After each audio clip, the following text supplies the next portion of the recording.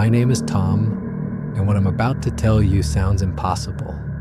I've been a park ranger for 15 years now, and before that, I spent 8 years in the Navy.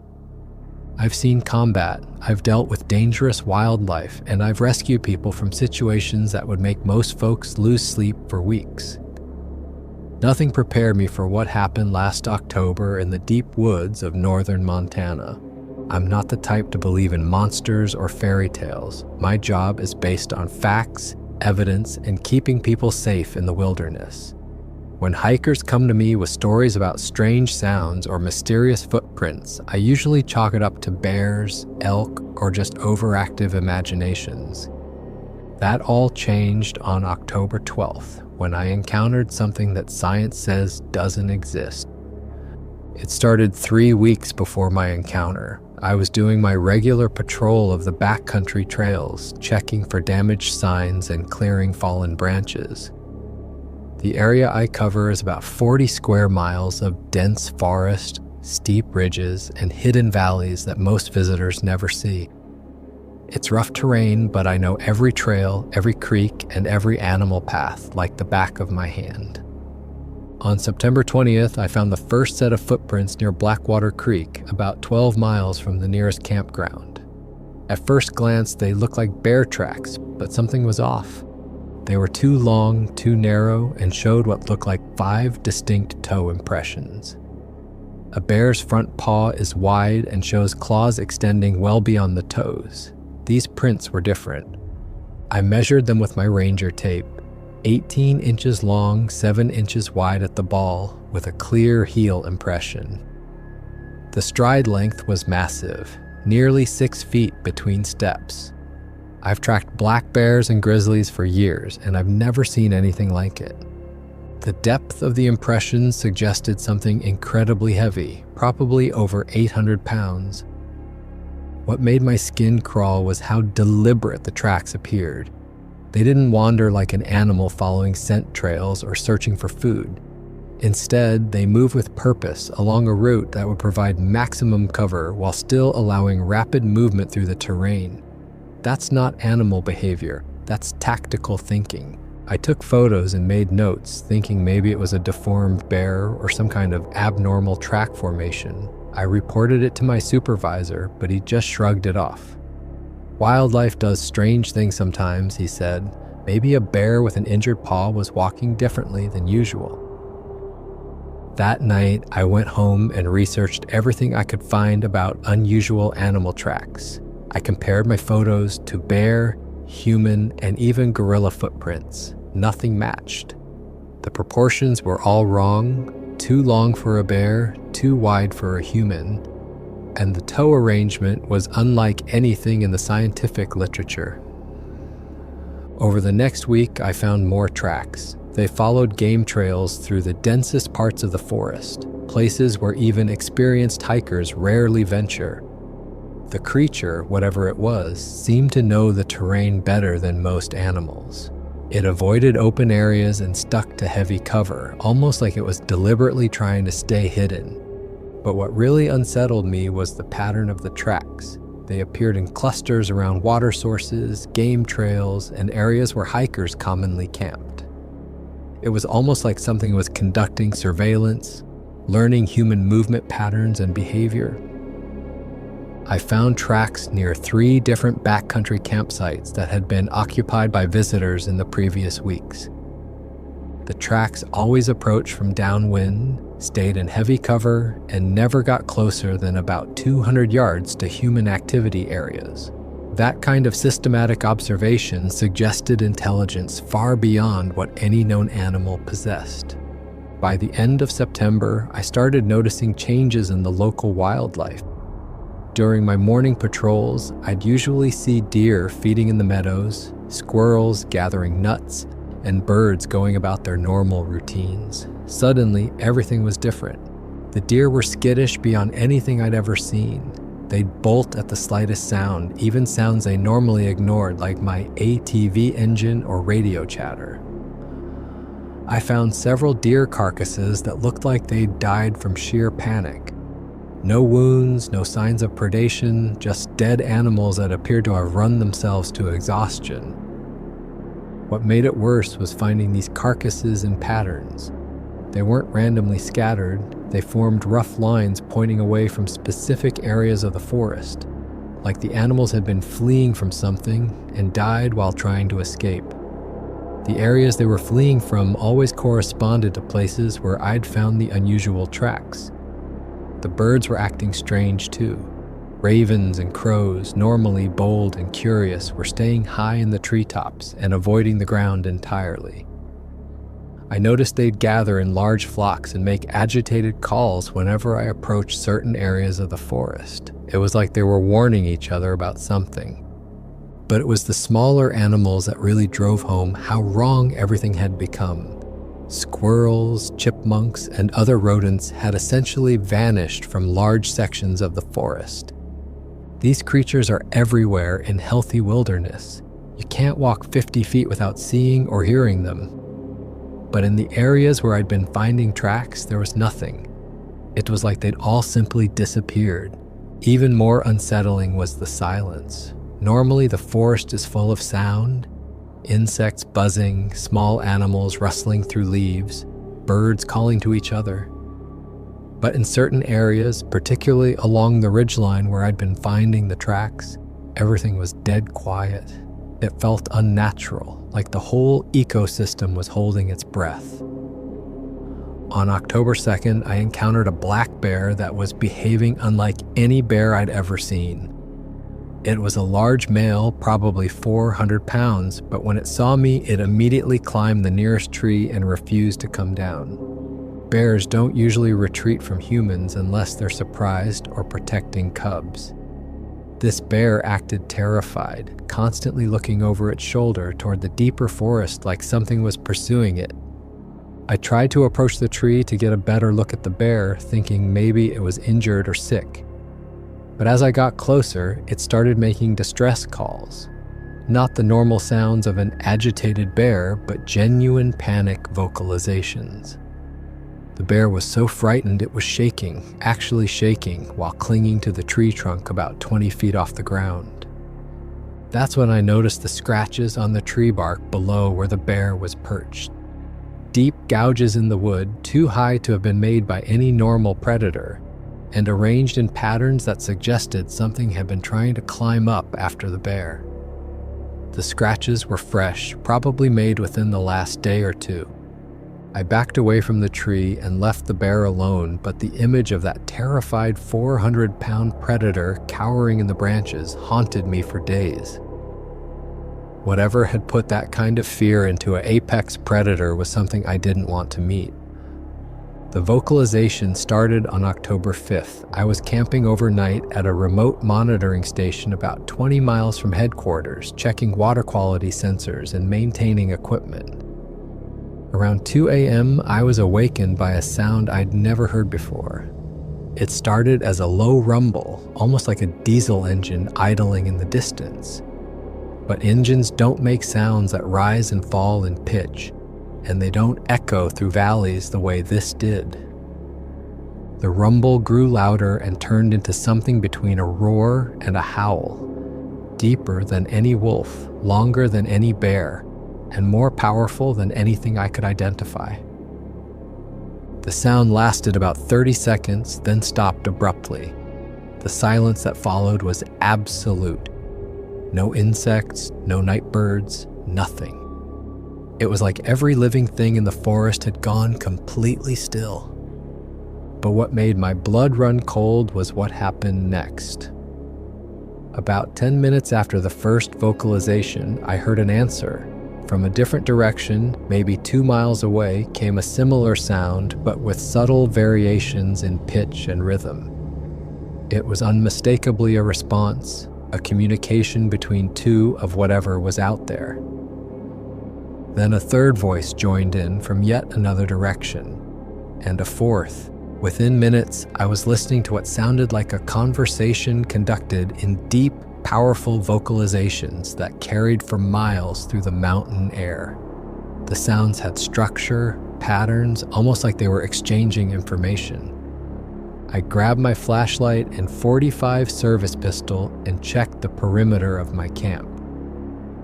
I found nothing unusual, but the feeling of being watched was overwhelming. The worst part was realizing that the vocalizations had been coming from positions that would have allowed the creatures to observe my camp from multiple angles. They had me surrounded. I stayed awake the rest of the night, listening for any repeat of the sounds. They never came, but I could feel something out there in the darkness. Every few minutes, I'd hear a branch snap or leaves rustle, in a way that suggested large, careful movement through the forest. The next morning, I found more tracks around my campsite. They circled the area at about a 100-yard radius, like something had been observing me while I slept. The prints were fresh, definitely made during the night while I was there. But what terrified me was the number of different track sizes. At least 4 different individuals had been watching me, ranging from prints that were 16 inches long to one set that measured over 20 inches.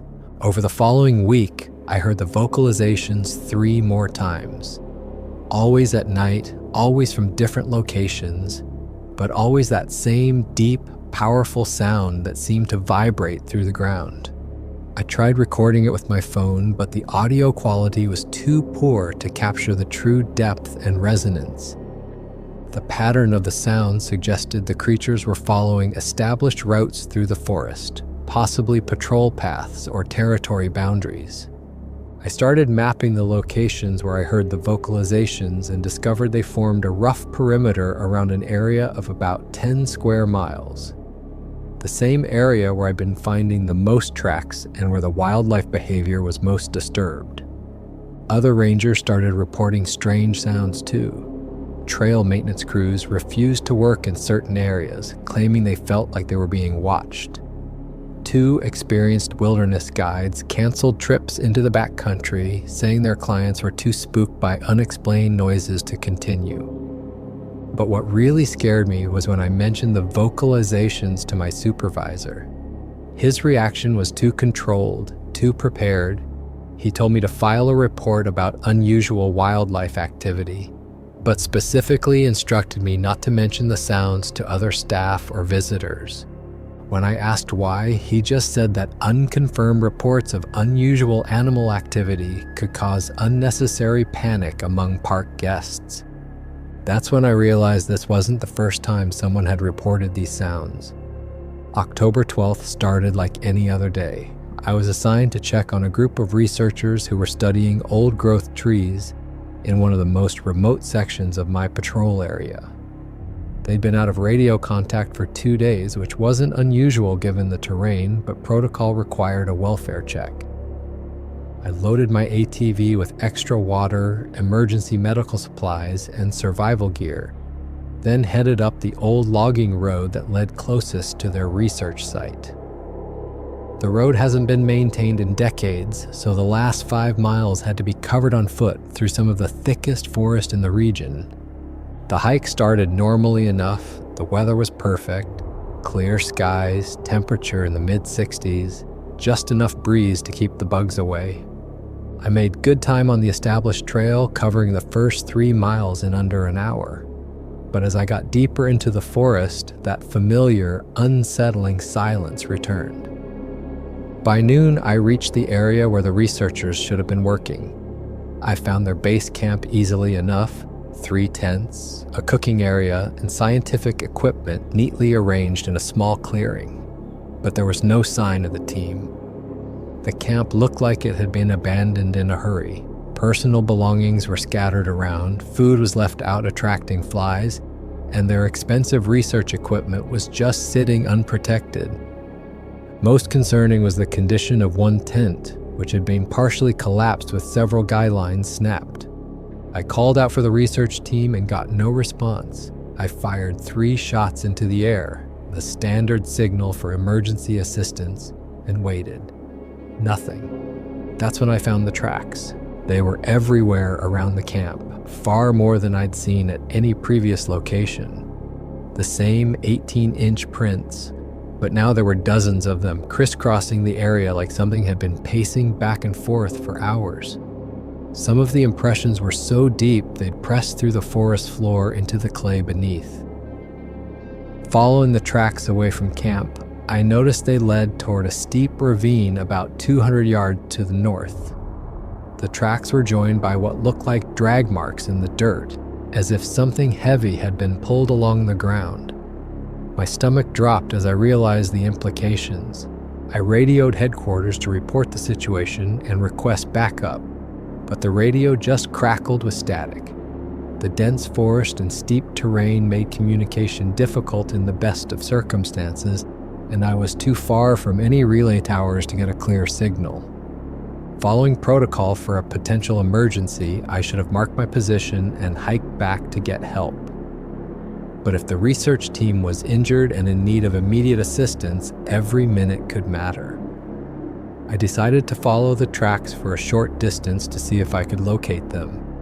The trail led down into the ravine, which was choked with deadfall and thick undergrowth.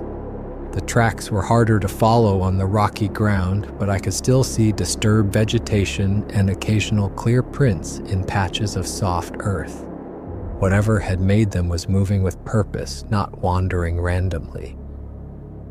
About halfway down the ravine, I found pieces of torn fabric caught on branches. The material was the same color as the jackets the research team had been wearing. A few yards further, I discovered a broken GPS unit and a damaged backpack with claw marks raked across the fabric. The evidence was pointing toward a bear attack, but the tracks still didn't match any bear I'd ever seen. And bears typically don't drag their prey. They feed where they kill or cache food nearby. This looked like something had deliberately carried the researchers away from their camp. As I worked my way deeper into the ravine, the feeling of being watched grew stronger. Several times I stopped and scanned the surrounding forest, but I couldn't see anything unusual. Still, every instinct I'd developed during 8 years of military service was telling me I was in danger. I was about a mile from the research camp when I heard movement ahead of me. At first it sounded like a large animal pushing through heavy brush, but the rhythm was wrong. It was too steady, too purposeful. It sounded like footsteps. I drew my pistol and moved forward cautiously, using trees for cover. The sound was coming from a small clearing about 50 yards ahead, just beyond a thick stand of pine trees. I could hear what sounded like heavy breathing and occasional low grunts. Moving as quietly as possible, I worked my way to the edge of the clearing and peered around a large Douglas fir. What I saw will haunt me for the rest of my life. In the center of the clearing stood the largest living creature I've ever encountered. It was massive, easily 17 feet tall and built like a linebacker. Its entire body was covered in dark brown hair, thick and coarse like a bear's winter coat. The creature was standing upright on 2 legs, but its proportions were all wrong for a human. Its arms hung nearly to its knees, its shoulders were impossibly broad, and its head was enormous. The creature was holding something in its hands, turning it over and examining it closely. As my eyes adjusted, I realized it was a piece of equipment from the research camp, one of their expensive GPS units. The thing was manipulating the device with surprising delicacy, almost like it was trying to figure out how it worked.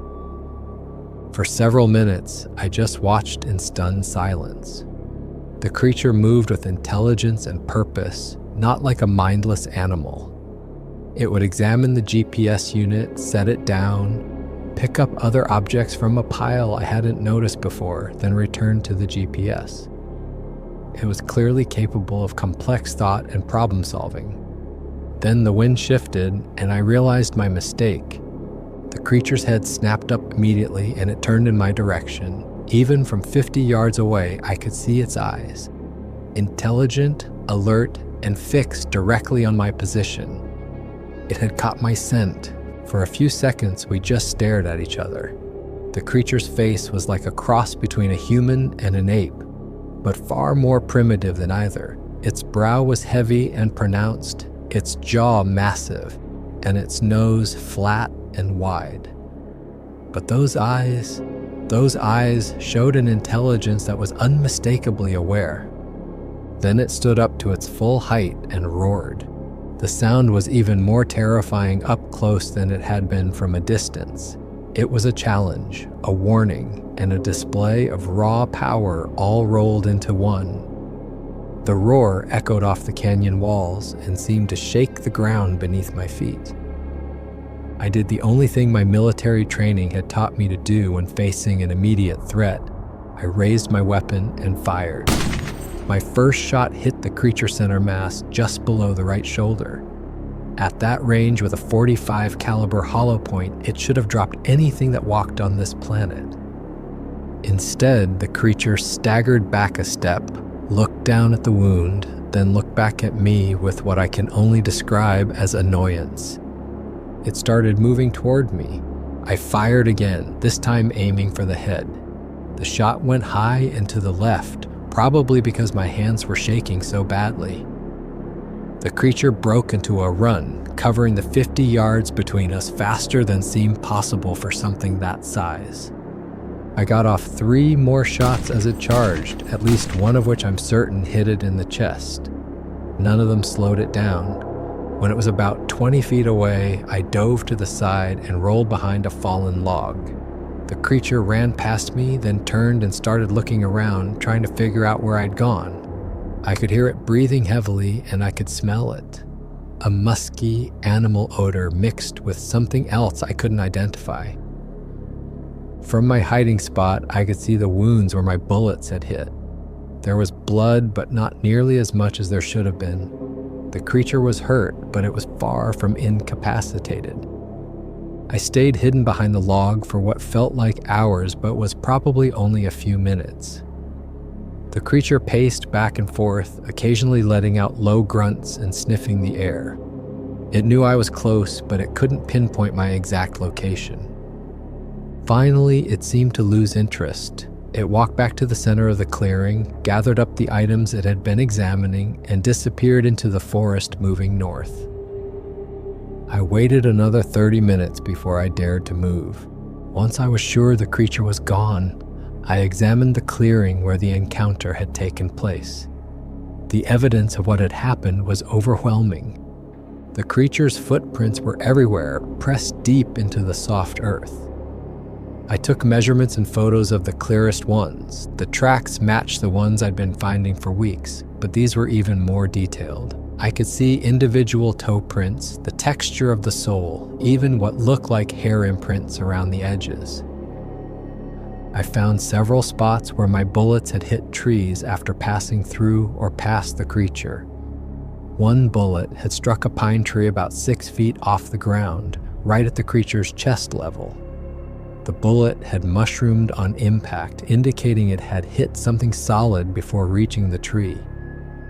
Most importantly, I found blood. Dark red drops led away from the clearing in the direction the creature had gone. I collected samples and evidence bags, though I wasn't sure what I was going to do with them. I also found more equipment from the research team scattered around the clearing. GPS units, sample containers, and pieces of clothing were arranged in several piles, almost like the creature had been sorting through them. But I found no sign of the researchers themselves. I knew I had to get out of the forest immediately. The creature was wounded and probably angry, and I had no idea if there were others in the area. My radio still wasn't working, and I was miles from the nearest help. I started hiking back toward my ATV as fast as the terrain would allow. Every shadow looked like a potential threat. Every sound made me jump. I kept my pistol drawn and tried to stay in areas with good visibility, avoiding the thick undergrowth where something could hide. About halfway back to the hunting camp, I heard the vocalizations again. The same deep, rumbling calls I'd been hearing for weeks. But this time they seemed to be coming from multiple directions. It sounded like the creatures were communicating with each other, possibly coordinating some kind of response to my presence. But what made my blood freeze was when I started hearing other sounds mixed in with the vocalizations. Sounds that were almost like human voices, but distorted and wrong. At first I thought it might be the missing hunters calling for help, but the voices didn't sound quite right. They were too deep, too resonant, like something was trying to mimic human speech without fully understanding how it worked. I picked up the pace, practically jogging when the terrain allowed it. My military conditioning served me well. Despite being 15 years older than when I left the Navy, I was still in good enough shape to maintain a fast pace for several miles. When I reached the hunting camp, I grabbed some water and a flashlight from the abandoned supplies and continued toward my ATV. I didn't stop to investigate the camp further or look for additional clues about what had happened to the hunters. My only priority was getting back to civilization alive. The hike back to my ATV took 2 hours of hard walking. Several times I heard sounds of movement in the forest around me, but I never saw anything. Whether the creatures were following me or I was just paranoid, I couldn't tell. About a mile from my ATV, I had to stop and rest. I was exhausted, dehydrated, and my hands were shaking so badly I could barely hold my weapon. That's when I heard sounds that nearly broke me. Voices calling from somewhere in the forest behind me, but they weren't quite right. The words were human, but the tone and pitch were off, like something was imitating sounds it had heard but didn't understand. The calls seemed designed to draw me back into the woods. I forced myself to keep moving toward my ATV even as the strange vocalizations continued from the forest. They followed me for nearly a mile, always staying just out of sight in the thick forest. Sometimes they sounded close enough to touch, other times they seemed to come from much further away. But they never stopped, never gave up trying to draw me back into the woods. When I finally reached my ATV, I'd never been so happy to see a piece of machinery in my life. I fired it up and drove back down the logging road as fast as I dared, not stopping until I reached the main highway. Even then, I didn't feel safe. I kept checking my rear view mirrors, expecting to see something pursuing me down the mountain road. The strange calls had stopped when I reached the ATV, but I couldn't shake the feeling that I was still being watched. I reported the incident immediately upon returning to headquarters. My supervisor listened to my account with increasing skepticism, especially when I got to the part about shooting a 17-foot creature that shrugged off multiple .45 caliber rounds. A search and rescue team was dispatched the next morning to look for the missing researchers. I guided them to the campsite in the clearing where I'd encountered the creature. The SAR team found all the evidence I'd described: the abandoned camp, the scattered equipment, and the massive footprints. But they interpreted everything differently than I had. The team leader, a veteran ranger with 25 years of experience, concluded that the researchers had been attacked by a large bear. The scattered equipment and abandoned camp were consistent with people fleeing a bear encounter, he said. The drag marks I'd found could have been made by the bear moving the bodies. The footprints were more difficult to explain. The SAR team measured them and confirmed my earlier findings. 18 inches long, 7 inches wide, with clear toe impressions. But they theorized that the tracks might have been made by a bear walking upright, or possibly by multiple overlapping bear tracks that had been distorted by rain and time. They found the blood samples I'd collected, but when they were sent to the state lab for analysis, the results came back as inconclusive. The DNA was degraded and contaminated, making it impossible to identify the source. Most frustrating was the fact that my bullet impacts on the trees had somehow disappeared. When the investigative team visited the clearing, they found no evidence of gunfire. The trees I remembered shooting showed no bullet holes, no damage, nothing. It was like the encounter had never happened. The official report concluded that the research team had been killed by a large bear, possibly a grizzly that had wandered into the area from Canada. Their bodies were never recovered, which wasn't unusual in such dense forest where scavengers could quickly remove all traces of remains. I was cleared of any wrongdoing, but my account of the encounter was dismissed as a stress-induced hallucination brought on by the trauma of discovering the attack site.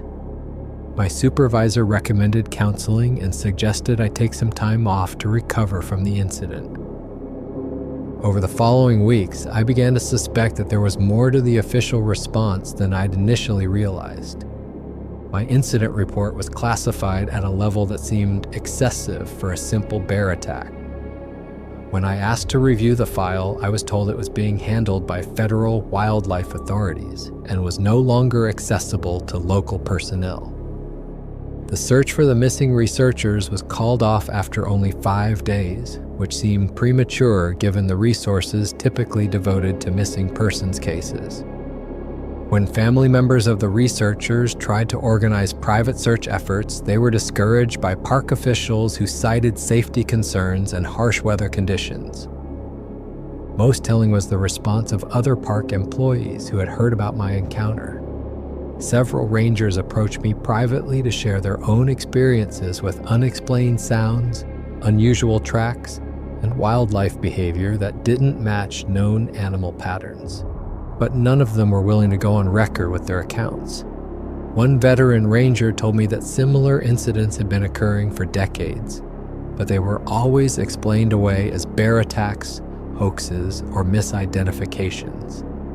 He suggested that there was an unofficial policy of suppressing reports that might damage the park's reputation or reduce tourism revenue.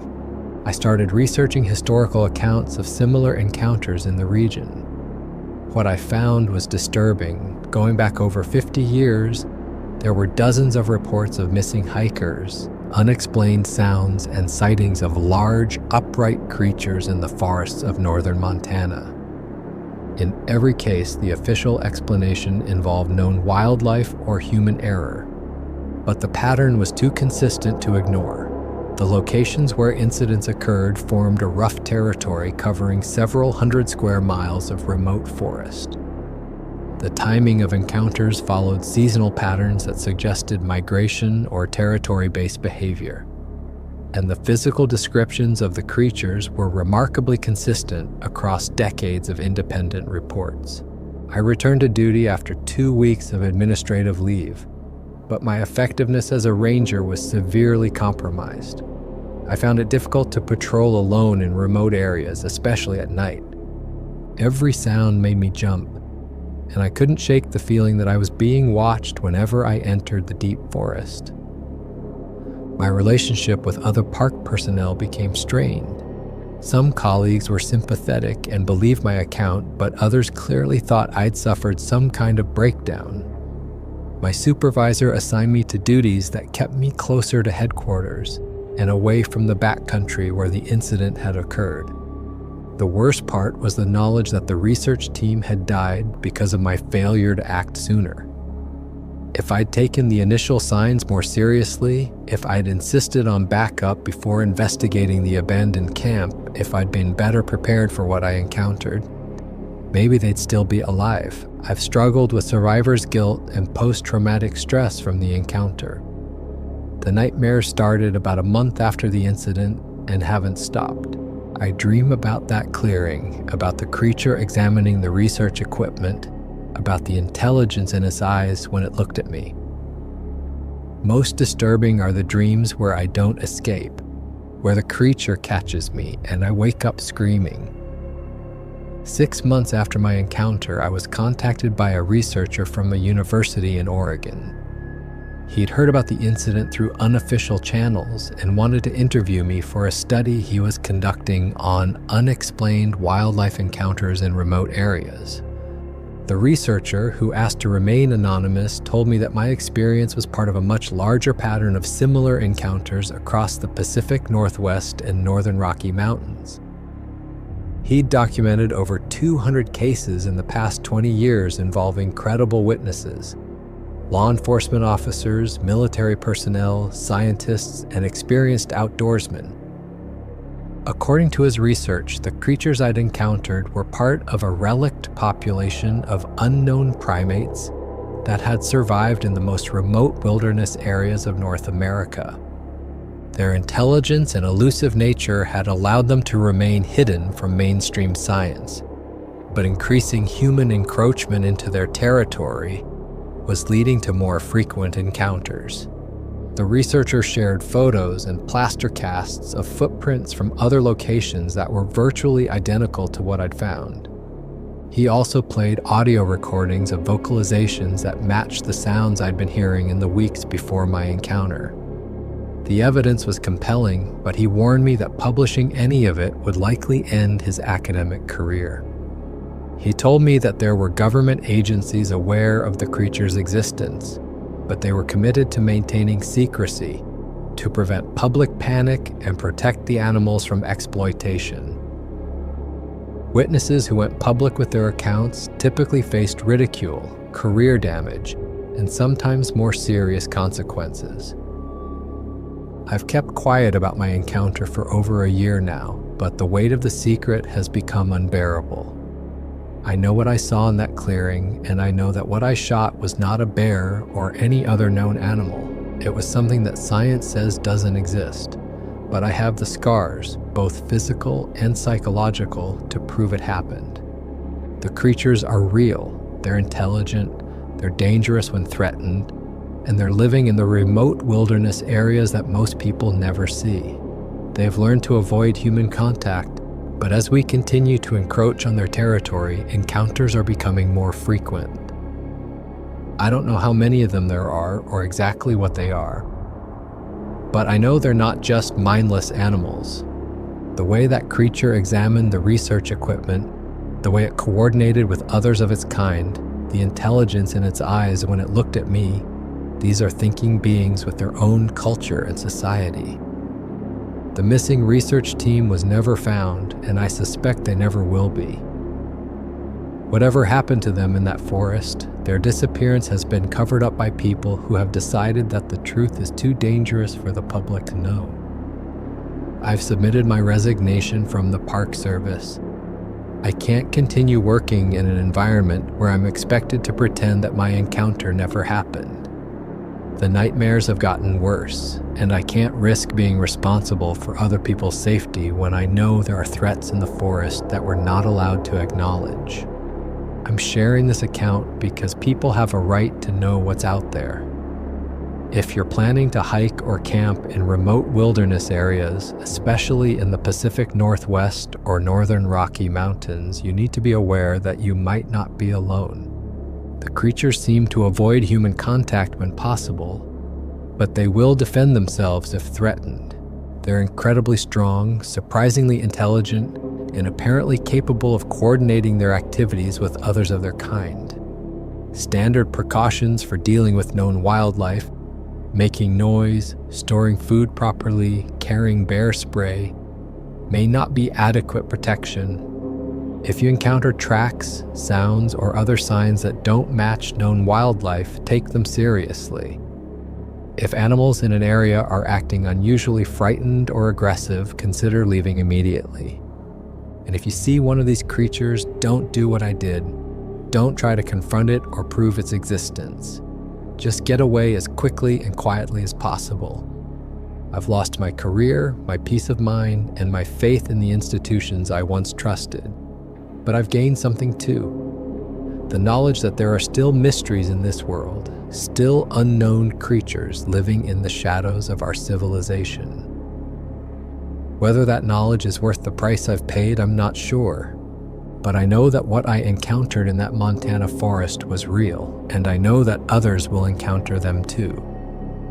When they do, I hope they're better prepared than I was, and I hope they have better luck getting people to believe them. The truth is out there, quite literally. And someday, whether the government wants it to happen or not, the world is going to have to face the reality that we're not alone on this planet. For more interesting stories like this one, consider checking out this.